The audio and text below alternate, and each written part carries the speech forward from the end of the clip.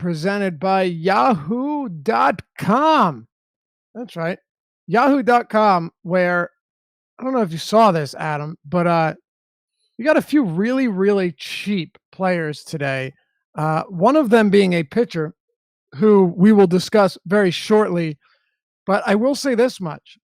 If you're playing on Yahoo today, which I would certainly suggest doing, the 2K to first, 15K guaranteed MLB contest, guaranteed to run, 12% management fee. A lot of these contests with no management fees at all over at yahoo.com.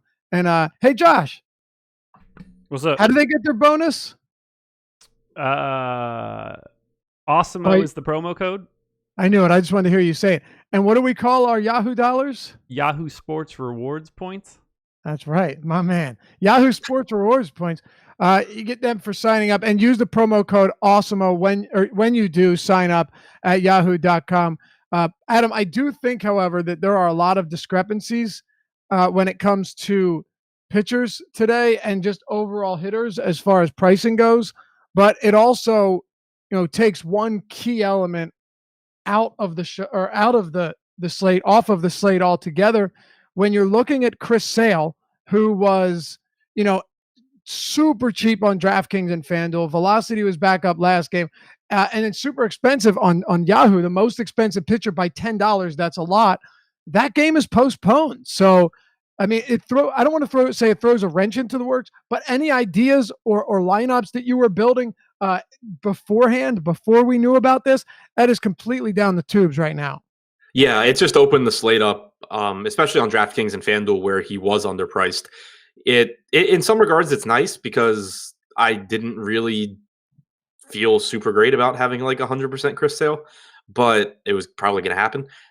But with him being out now, you get this like wide open slate where on FanDuel, like you said, there's pricing differences too, which we'll get to. But on DraftKings, there's no real ace pitcher that I'm looking at with a ton of volume. So it just really opens the entire slate up, I think.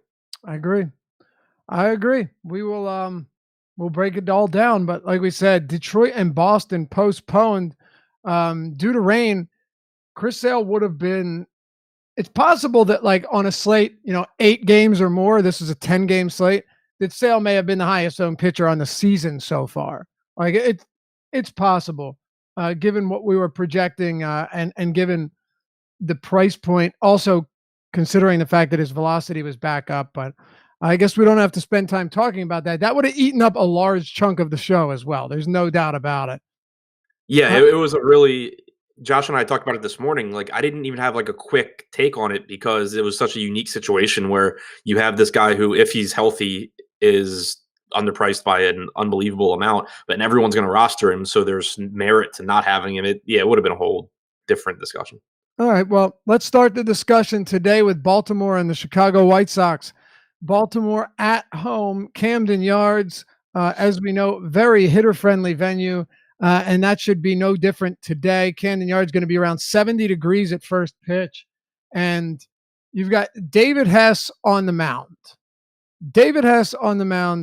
Well, that is a beautiful thing, and Chicago White Sox facing off against him. Now, on the other side, we have got, by the way, that is really weird. I just refreshed on DraftKings and went, do me a favor. Are you on DraftKings? Can you? Yeah. If refresh it, just go to a contest and refresh it. Pitchers are pulled up. I have everything normal, even removing non-probables.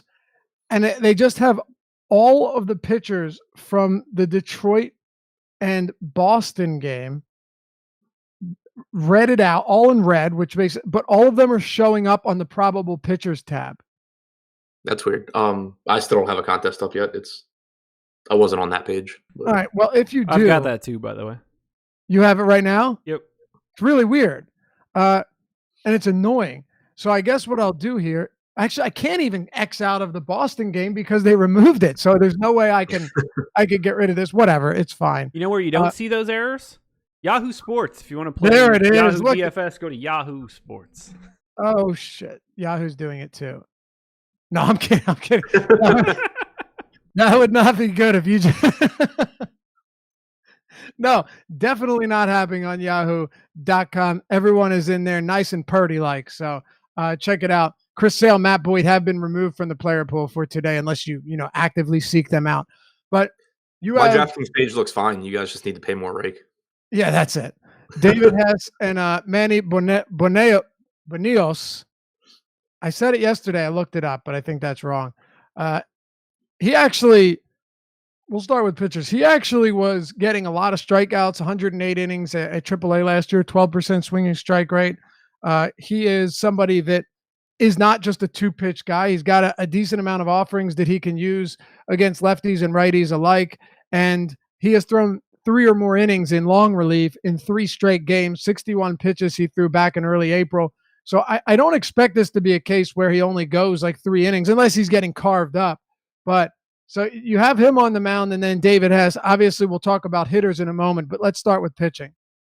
I'm not really getting to Benuelos here. Obviously, it's not a bad matchup against Baltimore, but he is expensive enough on the 2-pitcher sites that I don't feel the need to get there.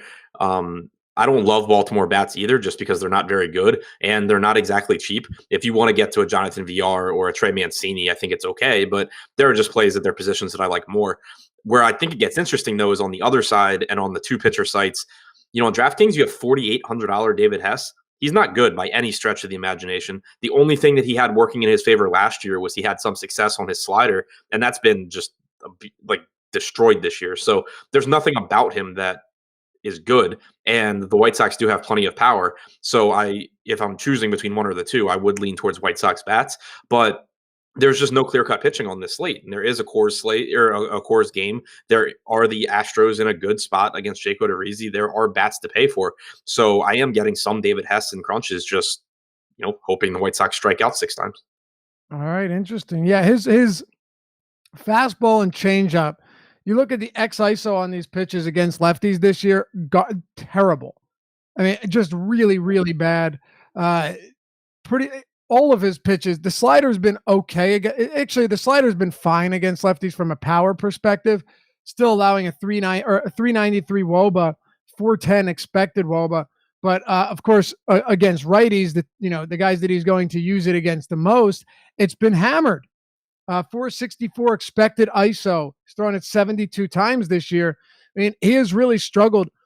I find this spot for the White Sox to be really interesting, and a couple of reasons. Number one, guys like Yonder Alonso are really cheap on certain sites, and while he's not a premier power bat, he has enough. He's 14 on Yahoo, and on FanDuel you have Alonso at 25, I think $2,900. Not bad.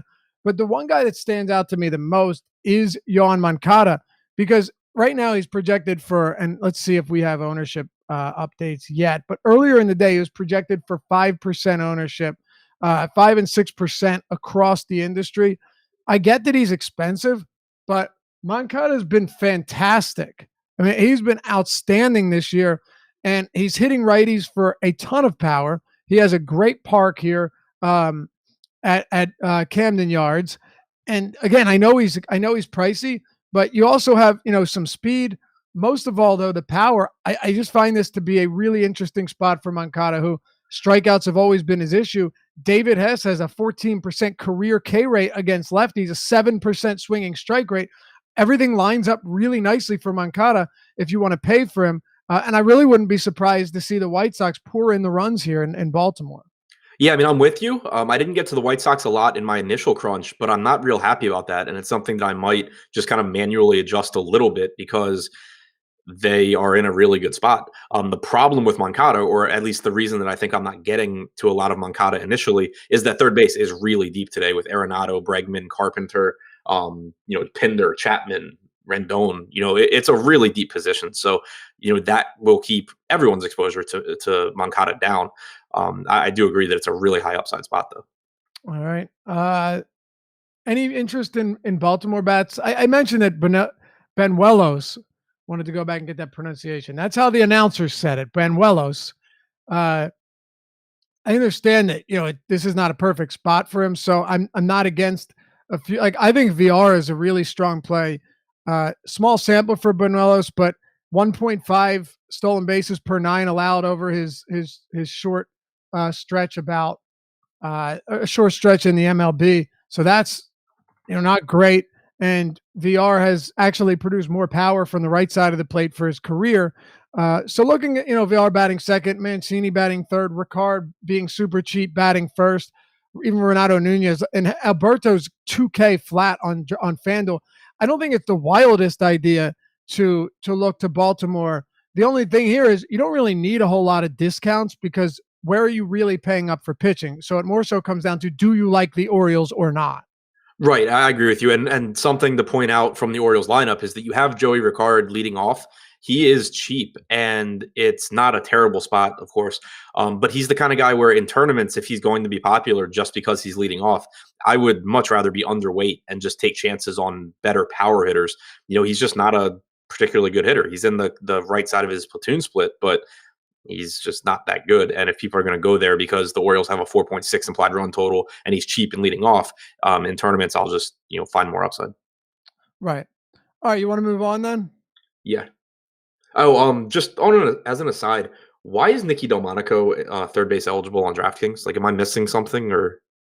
You're not missing anything. DraftKings does the wild stuff all of the time. Okay. Yeah. He was popping up at third base in my crunches, and I thought that like Cruncher was messed up or something. I mean, Luka Doncic didn't have shooting guard eligibility until like March on DraftKings. Yeah, I mean, Hunter Dozier just got third base eligibility too, and he's played every game this year. So I know, I don't get it. I really don't. I mean, look, I get that you only want to give these guys 2 positions, but give them at least one of the appropriate positions. That would be cool. Anyway, let's move on, Adam. Again, I just to finish, I actually like that Baltimore White Sox game a lot. Like, I don't think Banuelos is the craziest play. Yeah, it's obvious that you don't need to get to him. Totally understand that. This is not a guy that you need to get to. But if you are looking to pay a premium for pitching, Banuelos on FanDuel, on Yahoo is $25. He's $25. He's the cheapest pitcher on the slate with Matt Harvey and Tyler Anderson. He's minimum salary on Yahoo. He has strikeout stuff. He's facing the Orioles. It's not the wildest idea to say I will use him on a 2-pitcher site like Yahoo and load up on hitters, whether it be Washington or Colorado or Chicago. So, do you like him more than Matt Harvey?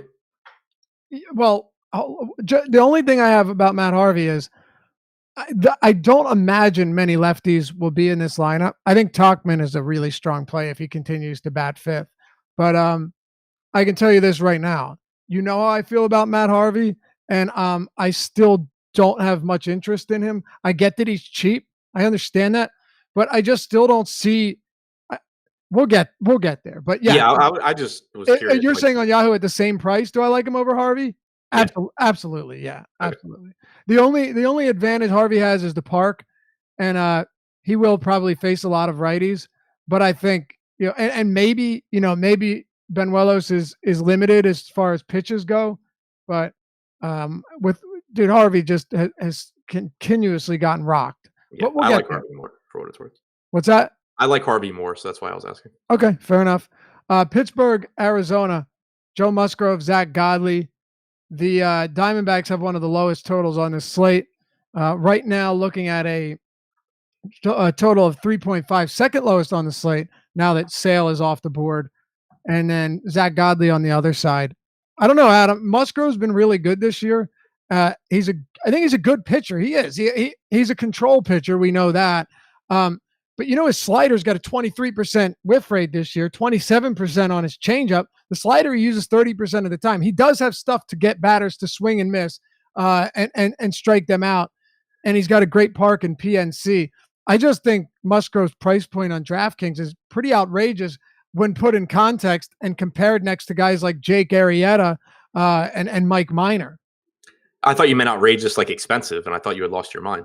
No, I mean way too inexpensive. Yeah, no, I agree with you. I like Musgrove. He's one of the pitchers that I've really liked, going back a couple of years, just because I've always bought into his stuff. One issue he used to have that so far, at least, isn't the case quite as much, is that he would actually throw too many strikes, and you would see him give up these like 2-strike home runs because he just would not pitch out of the zone, even though he has the stuff to get guys to chase.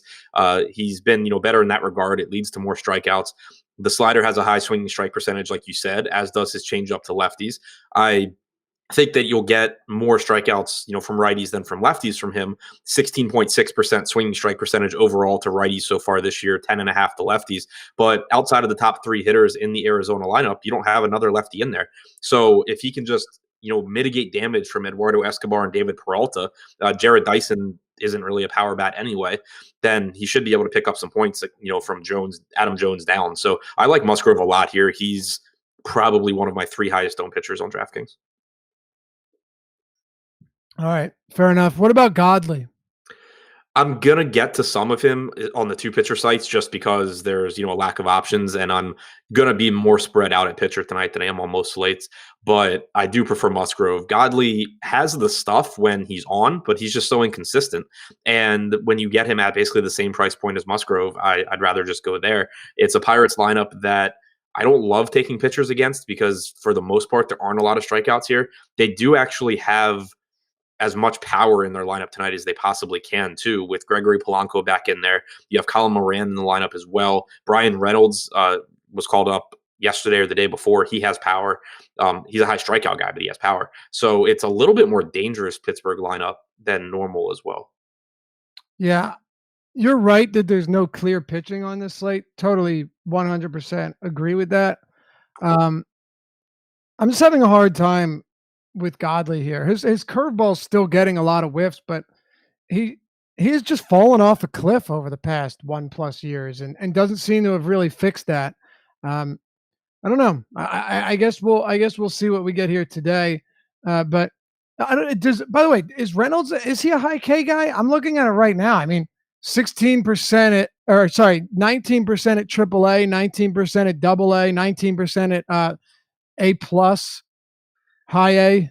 No, maybe not. I was just going because I watched him play the other day, and all the broadcasters were talking about was him needing to cut down on his strikeouts. That's but weird. I mean, broadcasters are also dumb. So yeah, I'm looking at the right one here. Zips has him projected at 24.7%, Steamer at 21, but I mean, I guess that makes sense. Which is, it's higher than average, but it's not like Yohan Moncada rookie season or Gallo, So they also have him projected for like a 130 ISO. So I don't know. It's weird. It is strange. Well, how much power does he actually have? God, now I don't really know much about the guy. The most he ever hit was 10 home runs and 541 plate appearances in high A.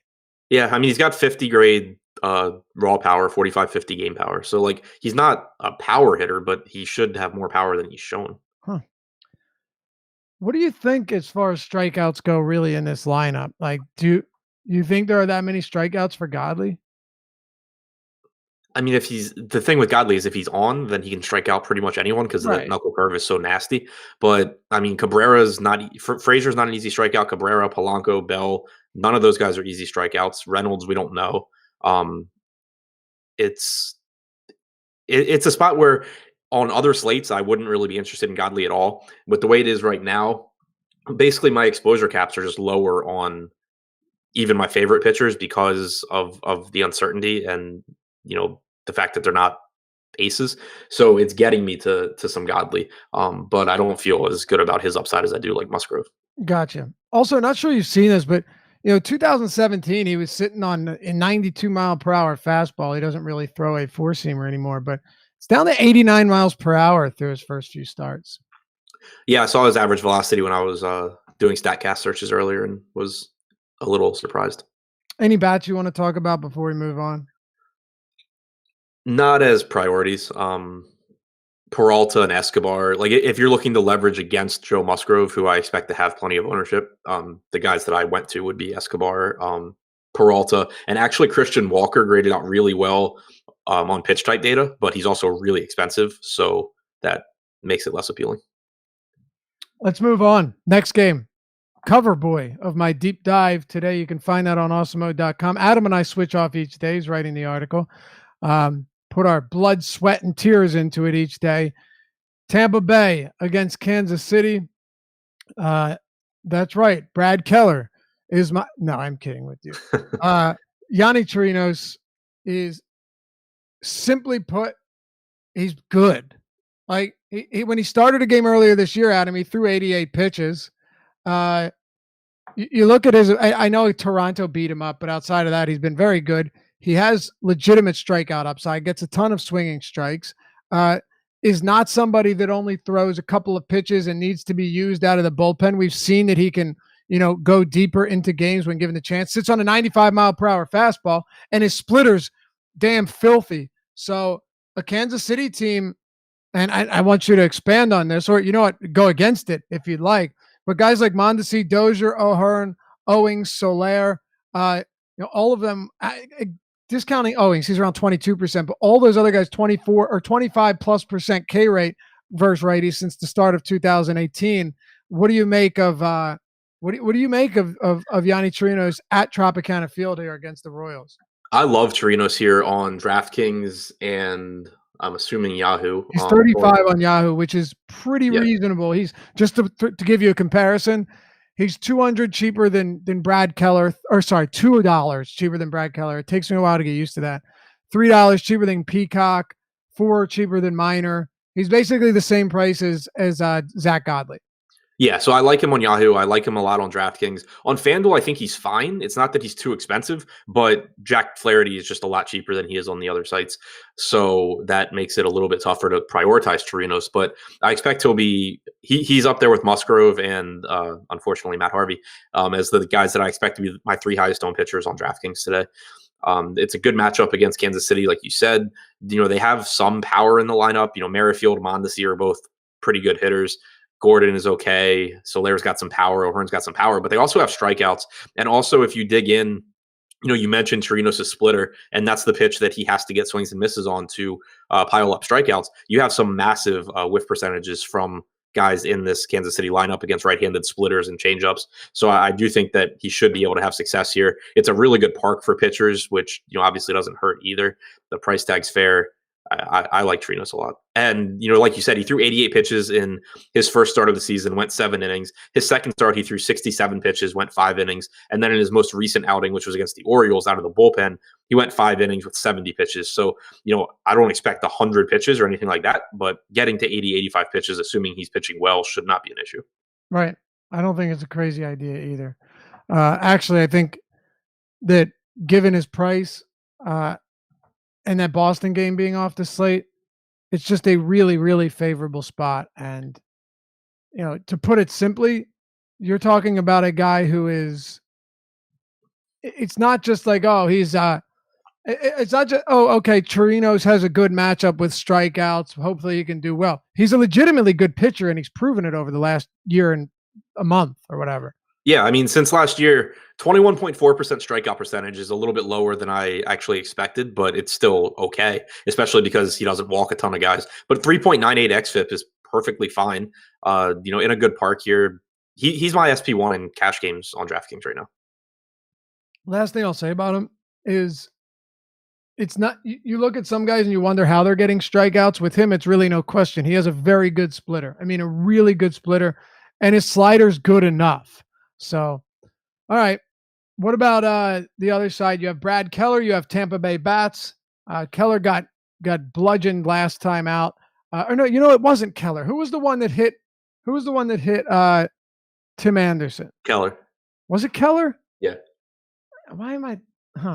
Who just gave up a ton of runs to 4 home runs to the Yankees? Now I can't remember. Probably Junis would be my guess. I don't think it was. You might be right. It could be Junis. Or Philmeyer. Phil, thank you. Yes, Yeah. Heath Philmeyer. That's who it was. Yep, Heath Philmeyer gave up 4 home runs and 6 runs to the Yankees. Nice. All right. What do you have here outside? I think we've exhausted all of our words on Chirinos. Yeah, I mean, Keller, he's not a bad pitcher. He's not a real high strikeout guy. It is a good park. There are strikeouts in the Tampa Bay lineup. So it's kind of a guy where if you feel strongly about him and you want to go to him, I wouldn't say that it's a bad play. It's just not a play that I'm getting to. I have guys that I prefer. Like I easily prefer Musgrove. I prefer Chirinos. I just don't really see myself getting there. There are some bats in the Tampa lineup that scare me and that actually I'm interested in.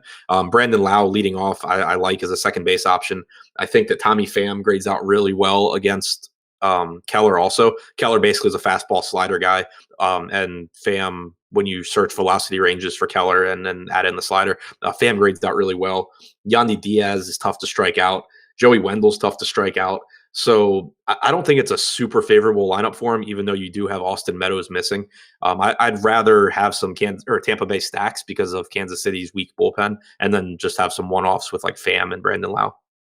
Yeah, and the biggest thing for me, it's kind of simple. It's more so just when I look at guys that are priced close to him, maybe a little bit below him, Brad Keller's upside from a strikeout standpoint, which is, what I care about. I get it. He had 10 Ks against Cleveland, but that's not who Brad Keller is. And Musgrove, I just trust more to more frequently give you better or higher strikeout totals. And they're the same price basically. And Musgrove is a better pitcher. So I get what you're saying on Keller for sure. For me, it's just going to come down to Musgrove being someone that very similarly priced. I'd rather go to him. And then I have Chirinos, $600 beneath him. And then if you look on Yahoo, Brad Keller is 37. So he's more expensive than Chirinos there too. And he's more expensive than most pitchers on that slate or on Yahoo. So yeah, I have more Godley on DraftKings right now too, to put that in context. More than Keller, you're saying, right? Yeah. Okay, yeah, there's another one. All right, let's talk Mets, Yankees. Jake Arrieta, Steven Matz. We may differ here. This is actually a game that I really don't have much of at all. I just, I keep finding my White Sox bats. We'll talk about St. Louis bats against Hauser, Washington bats, Rockies bats, Oakland bats on DraftKings are unbelievably discounted, and it's really difficult to explain. But there are a lot of teams where I say, okay, do I love the hitters on either side of this game? No, not really. I know Steven Matz got crushed by the Phillies last time out, did not get a single out before allowing 8 runs. I get it, Adam. And the Phillies do have a pretty low total here. I think it's actually increased 4.3. It opened at 4. And then Jake Arrieta, no way I'm paying this much for him because the guy just is not missing any bats, even when he's limiting runs. So, but also I have enough respect for him where I don't think he's going to cough up a ton of home runs. So that's where I'm at. Where are you at here on this game? Start pitchers, go hitters. I don't care. We'll cover it in total.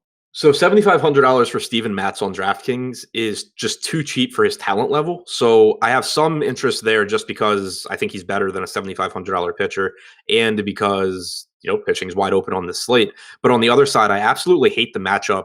Philadelphia drives up pitch counts. They have a lot of good hitters. And then on top of that, the lineup that Philadelphia is running out there today is really good. I just love the way it's set up they moved Mike Franco from 8th to 5th. You still have, Hoskins, Harper, Real Muto, McCutchen in the top 4. It's just it's a lineup that scares me for Mats, and I don't expect Philadelphia to have much ownership here. I do expect Mats to have ownership. So Philadelphia is kind of in the same category for me as the White Sox, where in my initial crunch, I didn't get a lot, but that's something I expect to change between now and the time that I actually submit my lineups. I think that it's a good leverage spot. I like the combination of speed and power from the right side that Philadelphia has. And I think that Mats has enough ownership where I want to be overweight on the team going against him. But I will also be rostering some Mats, assuming the weather here cooperates, just because I think, the price tag's a little bit too low for the strikeout upside that he brings. What are your thoughts on Real Muto batting second behind Andrew McCutchen with the platoon advantage? I love Real Muto here. And catcher, once again, as always, is a rough position. So I think the one point you make here that's really interesting is that the Phillies are super stackable on with this lineup too. From McCutchen to Real Muto, Harper, obviously, but Hoskins and Franco 4 and 5. Phil Gosselin is there at 3,200 on DraftKings. On FanDuel, he's 2,800. On Yahoo, Gosselin is $7. So there are ways to get there. Gosselin had a bases clearing double the other day at Coors. I wouldn't expect the guy to hit for a whole lot of power, but he's in the lineup batting 6th behind a couple really good hitters. So, yeah, you have a lot of good righties here, plus Bryce Harper. It's not a crazy idea that they could put up runs for sure. By the way, I don't think – do you see a Mets lineup yet? No, not yet. Yeah, because I was going to say, do you think Robinson Cano is in the lineup? I don't think he will be, but at least it's baseball and this game's at 7:10, so we'll know in the next 30 minutes. The one thing for me is even if he does play, apparently he was wearing a soft cast on his injured hand, according to the news. Yeah. I don't necessarily feel great about that for someone that needs hands to hit baseballs. Yeah, and it's his right hand too, I think, which would be his bottom hand on the bat. Right. So that's even more of an issue. It's not like it's his top hand that he can just kind of leave off. Yep, exactly. All right. Let's keep it going. St. Louis, Milwaukee. I talked about this in the deep dive. Jack Flaherty, I know, Adam, that he's had 2 tough games against Milwaukee this season. I get that. By the way, 3.9 run total for Milwaukee against Flaherty. For St. Louis, 4.7 against Adrian Hauser. But he's still a very good pitcher. The guy still has 10 strikeout upside. Do you know Christian Yelich has 13 home runs and all of them have come at home this year? That's not surprising at all. Yep. Second best lefty power park in the league. Mike Moustakas, with that minor fracture in his ring finger, is out of the lineup. So now you go from having 5 or 6 lefties. You have 4 lefties, good ones, but Travis Shaw has been awful. Eric Thames will strike out. And the Brewers have a top 3 K rate against righties this season. So they are a dangerous lineup. I'm not disputing that, right? I'm not disputing that at all. Busch Stadium is going to be pretty warm, but Flaherty's $7,800 on FanDuel, and he is way better than that, irrespective of matchup. That's where I stand on him today. Yeah, I think he's the number 1 pitcher on FanDuel. I think that he is probably the number 1 pitcher on Yahoo. It's a little bit closer there than it is on FanDuel. But on DraftKings, I'm not getting to a ton. Like, he was in 15% of my initial crunches. I do like the lineup for him. It's just that I think this slate is won with bats, and I don't feel the need to pay almost $10K for Jack Flaherty in a ton of lineups here when I'd rather be getting as much, Houston, Colorado, Mike Trout, et cetera, into my lineups. So any Flaherty I get, I'm perfectly happy with, because I do, again, think that this is one of the better lineups he could have gotten. But I'm just not going to have as much as I will of guys like Musgrove and Harvey and Chirinos. I just think the disparity on DraftKings or on FanDuel is huge. Yeah, I completely agree. It's the perfect example of why it's beneficial to play multiple sites. Like, I'm not playing FanDuel tonight, and so I'm not going to have a lot of my money invested on the most talented pitcher on the slate. If I were playing FanDuel also, then I would have a spot where it makes sense for me to have money on him. Right. Here are the guys that he's less expensive than, cheaper than on FanDuel. Matthew Boyd is the most expensive pitcher. Then Jake Arrieta, Joe Musgrove, Brad Keller, Chris Sale, Mike Minor, Brad Peacock, and J.A. Happ. I mean, there are a few guys. There's zero reason Flaherty in any spot should be cheaper than some of those guys. I know he struggled. People might look at what's happened to him against Milwaukee. This is not Miller Park. Moustakas out of the lineup. Shaw's been terrible. Thames strikes out. And there's a bunch of righties where there regularly aren't. So I agree with you on DraftKings. You're paying almost $10K for him. I don't think it's crazy at all, but is it optimal would be the question. And I think what you're saying there is probably not. But on FanDuel, totally different story. Right. Like on DraftKings, if you're stacking a cheap team, by all means play Flaherty. The problem is, like, one of the cheap teams that I want to stack is Milwaukee. So obviously you're not doing it there. Oakland, you can fit him easily. But it's just, there's so many good offensive spots here that's my priority in tournaments. Right. All right. Talk to me about this St. Louis team against Hauser. I like him. Hauser, not a lot of big league experience, but from the limited time he has had in the majors, he relies on a pretty hard fastball as his primary pitch. He hasn't pitched in the majors this year, but last year he threw 118 pitches to lefties, 108 to righties. He threw his fastball 58% of the time to righties, 64% of the time to lefties, averaged about 94.2 miles per hour. Cardinals have a lot of good fastball hitters in this lineup. I think it's a pretty scary spot for him, and the Cardinals are reasonably priced. So I think it's a high upside spot there. He isn't a huge strikeout guy. Like, he doesn't project to be terrible in that department, but he doesn't project to be that good either. So I actually like the Cardinals bats quite a bit. We just got an ownership update. Very important because the Boston game with Sale is out of it. Also because some of these Boston bats were really cheap on FanDuel. If you want to check that out, you don't have a membership or a subscription yet.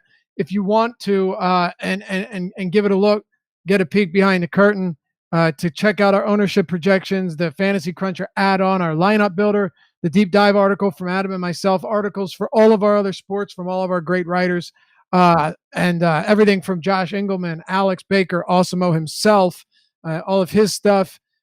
So much more that I don't have time to get to, but you can get all of that. And of course, we have MMA, NASCAR, PGA, NBA, NHL, MLB, and everything. All of DFS sports, you can find them on Osimo.com. Use the promo code Deeper Dive, one word, Deeper Dive, to get half off, 50% off your first month of subscription at Osimo.com. That's Deeper Dive, one word, to get half off a month subscription at Osimo.com. And if you'd like, you could get a weekly subscription to check it out before you dive in. And make sure to hit us up in the premium Slack chat when you do. We'll be happy to show you around. That's Deeper Dive, one word, get 50% off.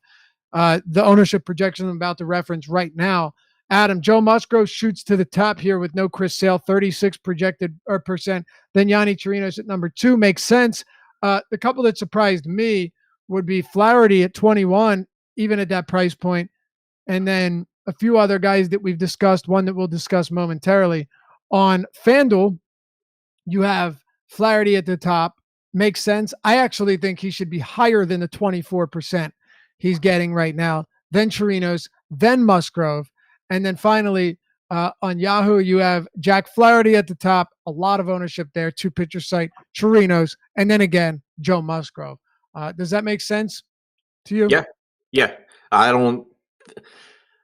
It's tempting to get away from chalk pitching on this slate just because I don't think there's like a dominant spot. But at the same time, I completely agree with where the ownership's at for the most part. I won't have 21% Flaherty on DraftKings, I don't think. But aside from that, I agree with Chirinos and Musgrove.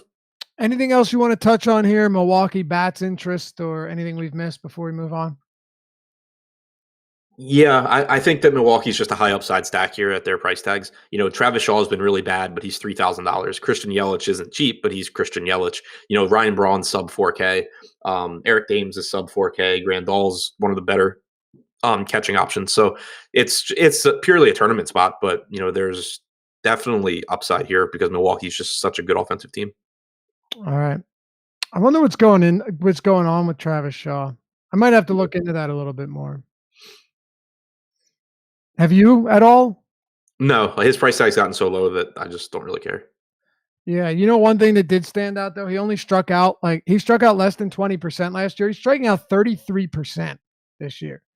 So not a terrible thing if you're Jack Flaherty. All right, let's move this one along. We've got a few games still to touch on. It's a 9-game slate now, not a 10-game slate with no Boston on here. Minnesota on the road at Houston at Minute Maid. Brad Peacock, Jake Odorizzi, floor's yours, Adam. I love Houston here. Odorizzi, throughout his career, has struggled with right-handed power. Over the last couple of seasons, he's gotten better against righties because he finally added a pitch with his slider that can get some swings and misses, but not a lot of swings and misses in this Houston lineup, and he does still struggle with right-handed power. 191 expected ISO since last season against righties, 354 so far this season, and obviously a small sample. But you have a ton of right-handed power in this lineup, and while overall Houston is not a hitter-friendly park, it is advantageous for right-handed power in particular with the short porch in left field. You have a fly ball pitcher in Odorizzi facing a bunch of right-handed hitters that are not going to swing and miss very easily and that have a lot of power. It just sets up as a phenomenal spot for me. Really like going to these righty bats. And then, you have Michael Brantley in the middle, who it's not as favorable a matchup for him, but he's still a really good hitter at a nice price point, hitting fourth. So, no problems getting there. But once again, the really nice thing about Houston, too, is that the bottom of this lineup has power and it's cheap. Robinson Chirinos at catcher and Tyler White at first base, both very flawed hitters, but they do have power. And I just think it's, again, a very deep lineup that you can stack in a variety of different ways. Good article on Tyler White talking about how he's going to get back on track. Really, he's a fastball hitter. Tyler White crushes fastballs, and this year he just has not been able to hit fastballs whatsoever. I expect that to turn around. And if anything, he has power, so it doesn't really matter because he can run into one and send it 20 rows deep. Even if he's not playing well. That's really what matters. When you have certain guys that are struggling, that don't have a lot of power, when you're not getting on base, you're in a lot of trouble. But at least with some of these guys, if you're struggling, all it takes is running into one. What are your thoughts on Brad Peacock? Because I'll tell you what, man, this Minnesota team, you want to talk about getting a facelift from a strikeout standpoint. I know Estudillo is not in the lineup today, and Jason Castro is, so it's a huge difference as far as strikeouts go. But I still don't know. I love this spot for Peacock, and I just find myself liking far more guys in that basically same pricing tier. That's where I'm at too, and I don't feel really confident about it because I do like Peacock's upside in general. He's someone that I usually like rostering, but this spot scares me because you mentioned the relative lack of strikeouts in Minnesota's lineup, and even without Astudillo, Rosario's a difficult strikeout. So is Polanco. So is Kepler, who's back in the lineup. After that, you get plenty of strikeouts. So I don't think it's a bad spot for him, but he has struggled with lefty power as well, going back to last season. And, you have that with Kepler and Rosario and Polanco. So I think it's at the very least, it's a scary matchup for him. I'm going to get to him just because of the upside in tournaments and because we have him projected at like 15 or 16% on DraftKings, and that's low enough where I don't mind, being around that. But it is a boom or bust spot, and I will be also going to some of the left-handed power from Minnesota. All right.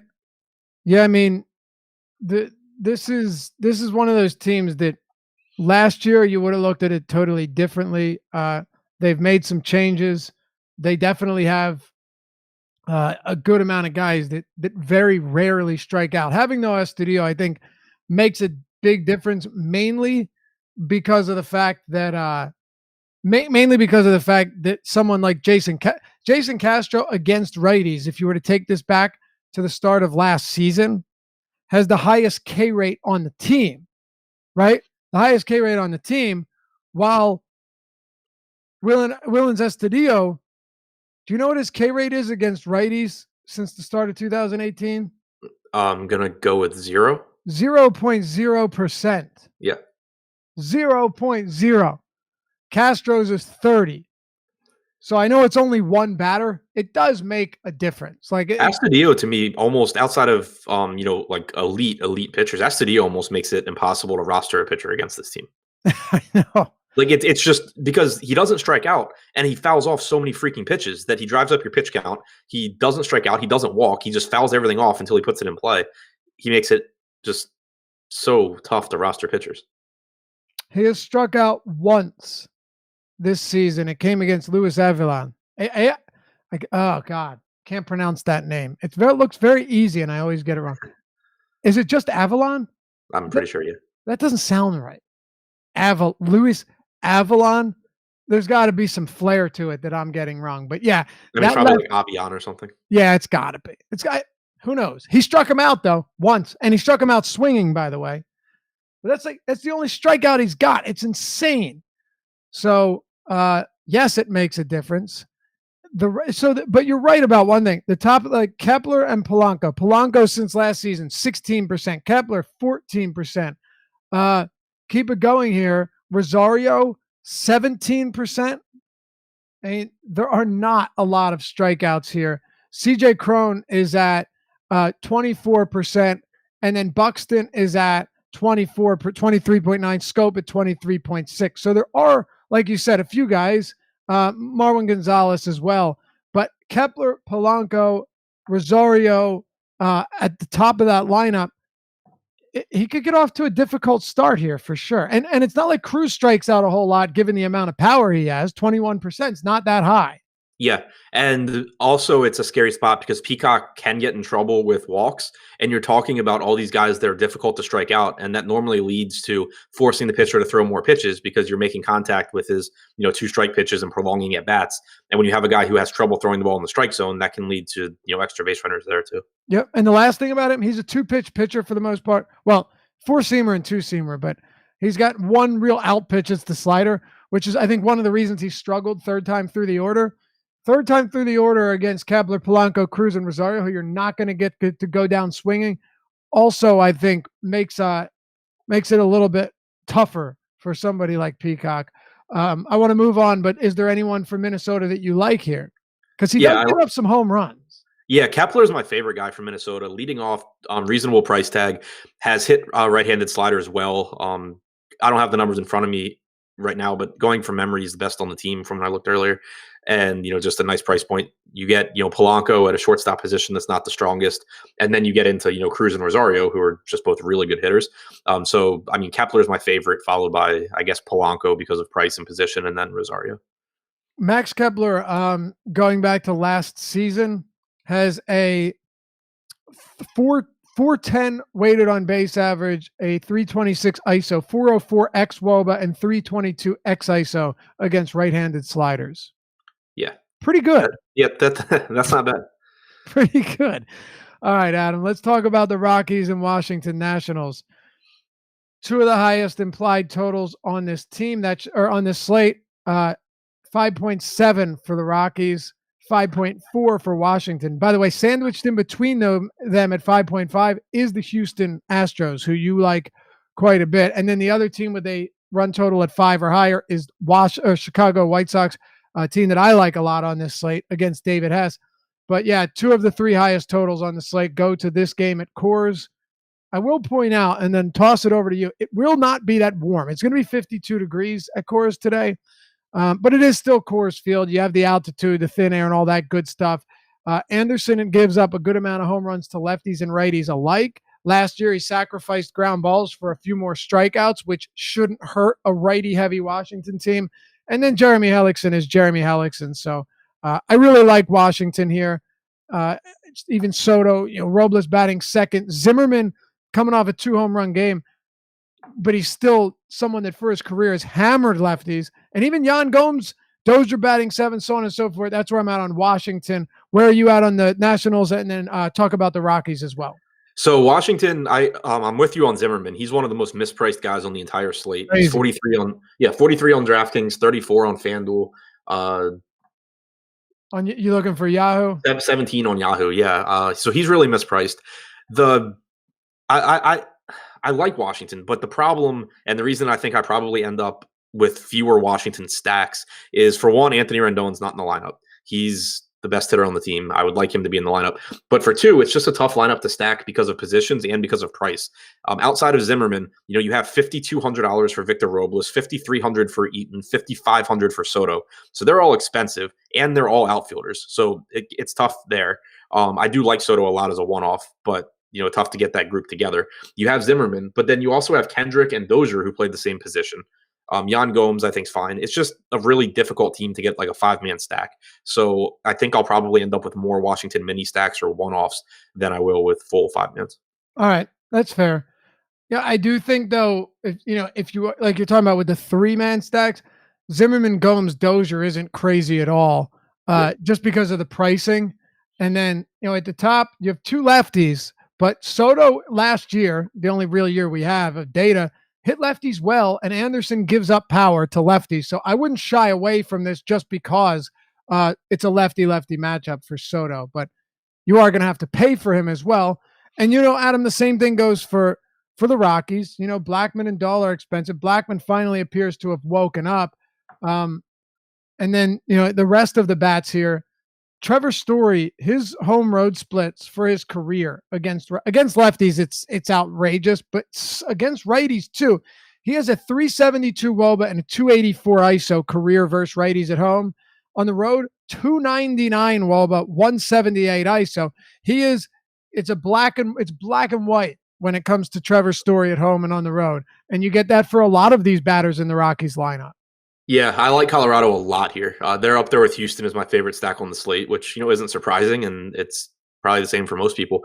But I like the matchup here against Hellickson because Hellickson doesn't miss a lot of bats, and in this Colorado lineup, you have a ton of power and a lot of strikeouts.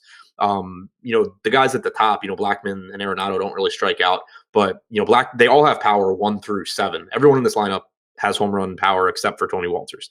But guys like Reynolds, it was just god awful. He is so bad. It's amazing. I think he's the worst hitter in baseball. If not, it's very possible. Yeah, it's very possible. But like on a side note, I don't think I've ever seen him make an out. The guy hits like 1,000 when I'm watching Rockies games, but he's terrible. But everyone else, McMahon strikes out, Story strikes out, Reynolds, Desmond, these guys all strike out. They all also have power. Hellickson doesn't miss bats. And in addition to the home run upside, you and I talk a lot about how Coors Field, it's not even that it's super advantageous for home runs. It's that it's super advantageous for getting hits on balls in play. Right. And so it's just a really, really difficult spot for Hellickson. We saw that the other day with Raimel Tapia hitting an inside the park home run and then Blackman tripling off the wall in the exact same spot. That ball hits the wall, you're in trouble. Yeah, and I mean the outfield's huge, so it's just you hit a softball and it falls in. You hit it hard and you have massive gaps for it to land in. So pitchers that are going to let you put the ball in play are going to have difficulty in this park. So I know Colorado will be popular, but I don't really care. I'll be different in some other spots. And you can be different with pitching. The only thing that kind of sucks is that Sale isn't on the slate. Obviously, you'd still be rostering him. He would have been a lock in cash. But I don't think it's outrageous to think that there could have been some great pivots at similar prices. That's no longer a discussion, though. So we'll move on. We got a few minutes to go. Live Before Lock coming up next, of course, Oakland and Texas. All right, Adam, I'll be short. I know that Mike Minor has been good. Hell, I mentioned against the Angels last week. So did you. We both said he's not that bad. We didn't understand why everyone was loading up on Angel stacks. It didn't make much sense. I don't think either of us projected him to have a complete game shutout, but didn't think he'd be terrible. So I get it. I mean, Mike Minor has looked good, and he's getting a good amount of swings and misses on pitches, the curve or the slider, the change, around 15% whiffs. Not bad. He's been good, especially over his last 3. He's been outstanding. But there's just really no way that you can convince me a power-laden, righty-heavy team like the Oakland Athletics should be the price that they are on DraftKings. There's no way you can convince me that Piscotty should be $3,300, that Davis should be $4,400, that Simeon should be $37. I just don't get it. And even if Mike Minor's been good, you can't convince me of it. Nope, I agree with you. Josh likes Minor today, and I told him on the show this morning, I think it's the first time I've ever done a show where I'm like the low man on Mike Minor because I've liked him a lot since last season. But I don't see a ton of upside for him at his price tag here. And Oakland just has so much power that I would rather get the upside from these cheap bats, whether it's, as a full stack, just hoping to get into the Texas bullpen, or as one-offs, just hoping you get, a home run and it adds upside to like your Rocky stack or whatever. Chad Pinder, Mark Canha, and Chris Davis were the 3 that grade out the best for me based on pitch type. They're the best changeup hitters in the lineup, which is what Minor relies on against righties.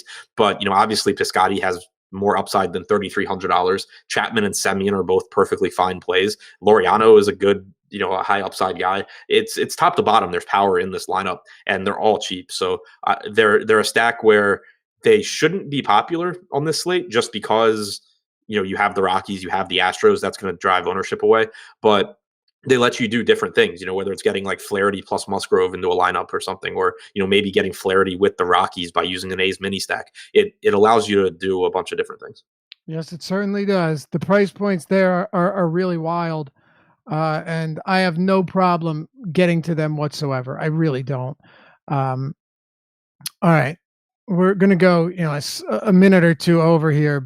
And by the way, the Athletics against lefties, just going back to the start of last season, 2,100 plate appearances. It's actually the most in baseball. 21% K rate is 18th in the league. From the right side of the plate against lefties with the platoon advantage, this team does not have that many strikeouts.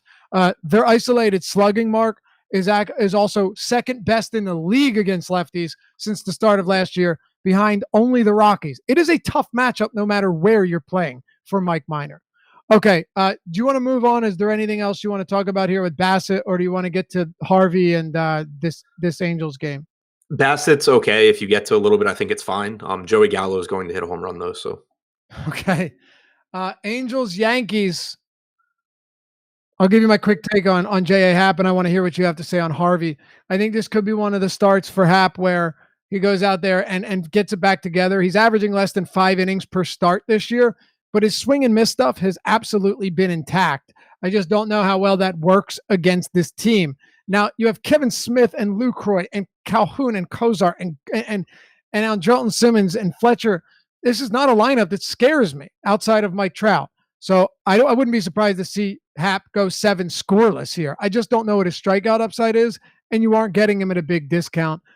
Quick take on Happ if you'd like, and then your thoughts on Harvey. I don't really want to pay that much for pitching, and if I do, it will probably be Flaherty. The one reason that I do have interest in Happ, though, is again, there's not a lot of power here outside of Trout, and right now we have him projected for 3% ownership compared to 21% for Flaherty on DraftKings. At $500 less. It's clearly a safer spot than Flaherty because he's facing the Angels and not the Brewers. So I don't think the price gap should be that wide, but I'm still not going to get to a lot of Happ. Matt Harvey. Harvey's right up there as one of my highest owned pitchers. He's my favorite, cheap pitcher on the slate. It's the entire Yankees team almost is on the injured list. They lose a lot of their power. They still have strikeouts. They probably will only have 3 lefties in this lineup with Gardner, Talkman, and Ford. Not a lot of power there either. And it's a ballpark that, mitigates left-handed power. So that shouldn't be the issue for Harvey, but he's been getting swings and misses this season on his slider to righties, on his changeup to lefties. It's just been the home runs that are really hurting him from lefties. Since last season against righties, he's held them to a 317 expected WOBA, 149 expected ISO, so he's been perfectly fine. I think the park's good. I don't think the Yankees lineup is good. I like Harvey here as much as I'll probably ever like Matt Harvey. All right. Yeah. He will be popular today, so you're not alone. Matt Harvey, right now, we're looking at almost 20% ownership on DraftKings. On FanDuel, I'm not even including that because you have a bunch of, or you only have one pitcher. On Yahoo, 22% projected ownership on Harvey. I don't really have an opinion here. I'm not big on Matt Harvey. I do understand that there won't be a lot of lefties, and as you mentioned, this park is not good for lefty power. But I just will throw out the fact that Mike Talkman has shown a lot of power. Actually, he has 3 home runs, 5 extra base hits, and 8 RBIs over his last 5 games. And he could be batting 5th again today, maybe 6th. Harvey, no matter the park, is still going to struggle against lefties. Talkman, to me, makes sense. No, it's not going to be on the radar for anybody. And I think he's shown enough power here against a pitcher that struggles so mightily against lefties that I'm not counting him out. Yeah, Go ahead. Clint Frazier is my favorite bat from the Yankees. Just far and away the best slider hitter on this team. Hits them for power. Expected WOBA was really high, and Harvey's throwing it like 40% of the time they're righties. All right, that'll do it. Top stacks, go quick. Rockies, Astros, Phillies as an off the board one. I'm with you. I like the White Sox, and I'll throw the Cardinals in there too. All right. Yep. Nationals, Rockies. But you mentioned the roster construction's tough on Washington. Love the White Sox here. Cardinals and the Oakland Athletics on DraftKings specifically are the spots. That'll do it for us. Stick around. Josh and Jake coming up next live before lock, taking you till 7:05 Eastern time. And as always, we want to thank Yahoo.com for sponsoring the Deeper Dive. Head over there, check it out. Sign up using Awesemo.